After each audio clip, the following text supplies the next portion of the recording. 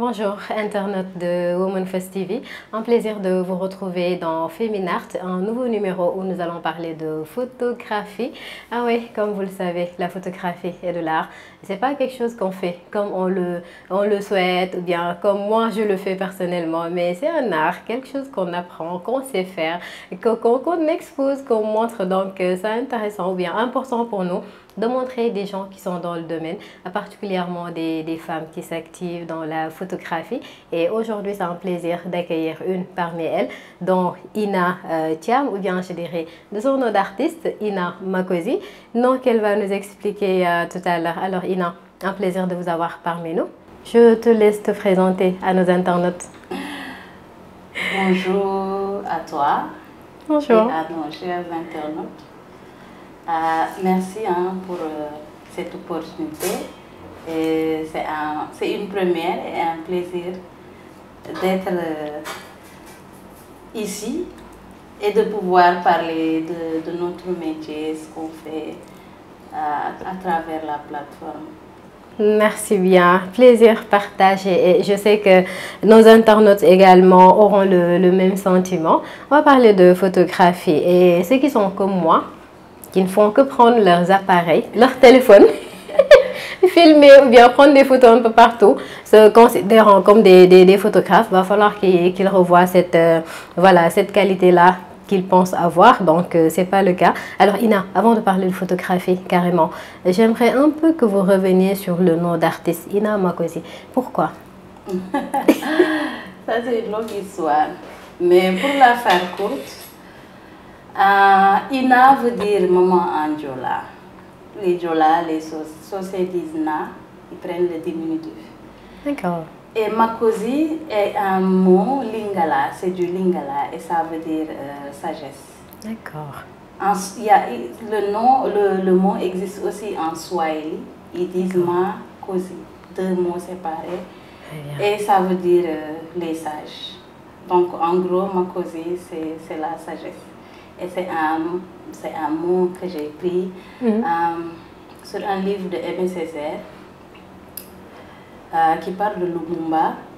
Et il y avait, quand Lumumba était persona non grata au Congo, il avait un seul endroit pour faire ses rencontres politiques avec ses partisans.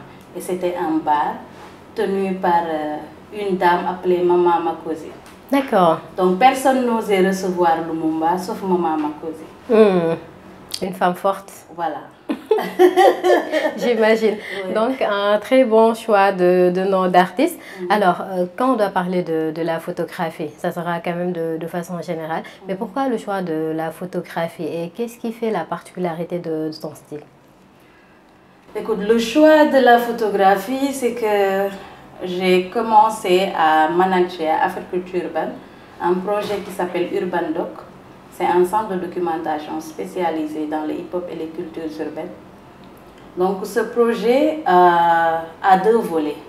Le premier volet, c'est que c'est une bibliothèque qui reçoit des étudiants, des chercheurs sénégalais et étrangers qui travaillent sur la thématique et qui cherchent de la matière de recherche. Et donc l'autre volet, c'est de créer cette matière-là. Parce que je reconnais que tout ce qu'on a depuis 2012, la plupart des articles, livres, vidéos, CD qu'on a, c'est des choses qui parlent du hip-hop américain et européen. D'accord. Pas beaucoup de choses sur le hip-hop africain, encore moins sur le hip-hop sénégalais. Donc ce deuxième volet qui est notre quotidien, c'est de suivre ce qui se passe dans les cultures urbaines, de prendre des photos et des vidéos, de faire des films documentaires. Et c'est pour ce centre de doc-là que j'ai commencé à faire de la photo, en réalité. Très bien. Et il vous arrive de développer dans le travail des thématiques directement liées à la femme à travers la photographie? Oui, parce qu'au-delà du travail que je fais dans le centre de documentation, je fais un autre travail d'artiste contemporain. Et sur les thématiques sur lesquelles je travaille sont à 80% liées à la femme, au quotidien de la femme. Ça parle de violence sexuelle, ça parle d'environnement, Ça parle de sport féminin. Voilà. Très bien. Parlons de sport féminin. Qu'est-ce qui a motivé ou bien qu'est-ce qui vous a attiré dans le sport féminin pour que ça fasse en quelque sorte partie des choses ou bien des particularités que vous faites dans le métier ou bien dans la photographie? Moi, mon lien avec le sport. Donc, il y a un lien. Oui, oui, oui, il y a un lien particulier parce que j'ai joué au basket. Aïe, j'ai joué au basket du collège à l'université. Et donc, arrivée à l'université, comme j'étais basketteuse à Pekin Basket Club et que je devais être logée à l'université, c'était compliqué. Donc, il a fallu que je fasse un choix. Suivre le basket ou continuer mes études.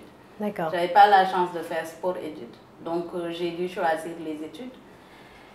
Mais quand je suis devenue photographe, j'ai cet amour, cette passion pour le sport en général ne s'est pas arrêtée.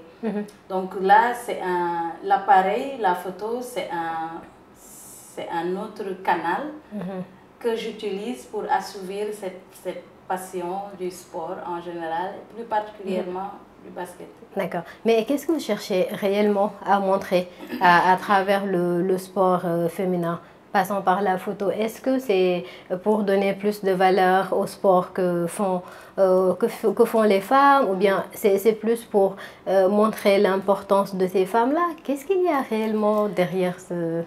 Moi, la première chose ou le premier objectif que je voulais atteindre, c'est de faire ressurgir des rôles modèles. Parce que quand j'étais jeune basketteuse, j'avais pas de rôle modèle à présenter à ma famille pour qu'ils me lâchent, pour qu'ils me laissent continuer à faire du sport. Donc j'avais envie que les nouvelles générations aient quand même des rôles modèles qu'on voit sur les médias. Donc j'ai fait une première série qui s'appelle Les ailes du sport, L comme Wings, comme elle. Et j'ai fait une série de portraits de basketteuses, de joueuses de rugby, d'athlètes, de boxeuses. Et c'était le premier objectif. Ensuite, je me suis rendu compte qu'il y a beaucoup de sports qui ne sont pas médiatisés. Le foot, c'est le sport international que tout le monde connaît. Ensuite, il y a le basket, mais au Sénégal, il y a beaucoup de gens qui ne savent pas qu'il y a des lutteuses, lutte simple. Il y a une équipe nationale de lutte simple, l'équipe nationale de rugby, et il y a des boxeuses. Moi, j'adore faire des photos de ces athlètes-là pour soit leur promotion, soit faire ressortir ces sports-là qui ne sont pas beaucoup médiatisés. Très bien. Et lorsque vous photographiez ces athlètes-là, que ce soit dans la lutte, bien dans la boxe, comment vous capturiez ces émotions, ces moments forts de ces gens-là? C'est l'adrénaline. Pour moi, en fait, en tant que joueuse, tu ressens l'adrénaline, en fait. Et comme je ne joue plus, cette adrénaline, je le recherche en faisant de la photo. Parce que quand tu fais un sport aussi, il faut le connaître pour le photographier. Le basket que je maîtrise le mieux, comme j'ai joué, je sais anticiper les actions des joueurs. Donc, il faut savoir patienter et anticiper pour avoir les bonnes actions. Et moi, j'adore ce moment-là. C'est d'abord pour moi et ensuite c'est pour ma photographie. Très bien. Maintenant, ces athlètes-là, comment elles, je vais dire elles en fait, pour plus faire allusion à ces femmes-là qui sont dans le sport, comment elles voient votre travail après voilà, un match ou bien après un combat et qu'elles retrouvent leurs photos, de belles photos en fait, on sait que le sport est beau. Comment elles le voient? D'habitude, elles sont très contentes. Elles se disent, mais à quel moment j'ai fait cette action? Ah, tu étais là, oui, genre. Et elles sentent le fait que j'ai été au même rythme qu'elles. Parce que si tu n'es pas au même rythme, il y a des actions que tu rates. Et en fait, il y a un rapport de collaboration, en fait. Et pour moi, c'est ça aussi. Il y a un lien. Elles savent qu'elles sont là pour faire le travail et elles savent que moi aussi, je suis là pour faire mon travail. Il y a une relation de confiance. Très bien. Et il y a une photographie qui t'a ou bien qui vous a particulièrement marqué? Je dirais, bon, je vais être beaucoup plus large quand même. Je me rappelle, en fait, moi j'adore toutes mes photos. Chaque image est une partie de moi. Mais il y a deux œuvres que j'adore, qui sont, la première, c'est une photo de Maurice Ndour. C'était, je ne me rappelle plus, 2017 ou 2018. C'était un entraînement de l'équipe nationale masculine. Et j'ai fait des contre-plongées. Il y a les dreads de Maurice Ndour qui s'envolent et puis les pieds, les mains. Et lui-même, il m'a dit, mais toi, tu fais des œuvres d'art en fait. Oui, c'est de l'art. Hein? Parce que, tu vois, dans le sport, on est beaucoup dans le reportage, on fait des portraits des gens, on est dans le reportage. Et moi, j'aime bien aller au-delà. Et lui-même, il a vu la photo, il m'a dit, mais ça, c'est pas une simple photo de sport, c'est une œuvre d'art. Et moi-même, j'ai aimé cette photo. Ensuite, l'autre, c'est une photo de Elzo Jamdong que j'ai pris en 2018. Ouais. C'était un concert à Doutasek. Et c'est une photo en contre-jour où je suis derrière et il y a la lumière du spot qui est là. On voit sa tête, la coiffure et puis les oreilles. D'accord. Et lui-même, il a vu la photo, il m'a dit, il n'a pas non plus. Mais il a aimé. Cette photo. Ouais. Il a aimé. Ouais. Bah, mais je sais que ça. Bon, là, on va aller voir la photo. Hein, ça a l'air très très joli. Mais comme on le sait, hein, dans tout métier, il y a des défis, des obstacles auxquels vous êtes confrontés. Dans le sport, on sait aussi que des fois, c'est pas évident, c'est pas simple. Quels sont les défis, ou bien des fois, quels sont les obstacles que vous rencontrez dans ce sens-là? Écoute, les défis, moi, mon premier défi, c'était d'exister. Parce que, tu vois, je suis dans deux milieux très masculins. Le hip-hop, le sport et surtout la photographie. Les premiers mois où je suis allée à Marius Ndiaye, et que je suis descendue sur le parquet pour faire des photos, j'ai entendu des gens parler Wolof, pensant qu'ils parlaient de moi et ils ne savaient pas que je suis Wolof. Ils pensaient que je ne suis pas sénégalaise. Aïe. Donc pendant des mois, je n'ai rien dit, je les ai écoutés. Parce qu'ils se disaient, une femme sénégalaise, photographe du sport, ce n'est pas possible. Et ça, c'était les années 2013-2014. Hein. Donc, c'est vraiment un défi. Et pour moi, ça, c'est des choses... Des fois, ça craint, c'est trash, mais en même temps, c'est un défi pour moi. Là, je me dis, il faut que je fasse des choses qui me permettent d'exister. Ou, quand ils verront une image, ils diront, ça, c'est Ina, mon identité. Ensuite, relever ce défi-là, l'objectif, c'était aussi de faire de sorte que d'autres femmes voient que oui, une femme peut faire ça, donc elles peuvent le faire. Très bien. Autant dans le sport que dans le hip-hop, hein. Moi, c'était ça, c'était d'exister. Ensuite, chaque jour, tu as des challenges. Hein. Tu as des challenges. En tant qu'artiste, il y a des moments où tu veux lâcher parce que ça ne marche pas, parce que tout est lourd, parce que la situation du pays est compliquée. Tu vois, tu es dans le doute. Ça arrive à tous les artistes. Et ça, c'est des moments où tu hésites, tu sais plus, tu te demandes qu'est-ce que tu fous là. Ça, pour moi, c'est les challenges de tous les jours. Ça arrive. Mais c'est des choses qu'on surmonte. Très bien. Ouais. Les projets d'avenir, c'est quoi, Ina? Écoute, les projets en tant que... comme j'ai différentes casquettes, Pour le centre de doc, moi la documentation c'est mon bébé. Ça se voit. Elle a à cœur. trop de trucs en fait.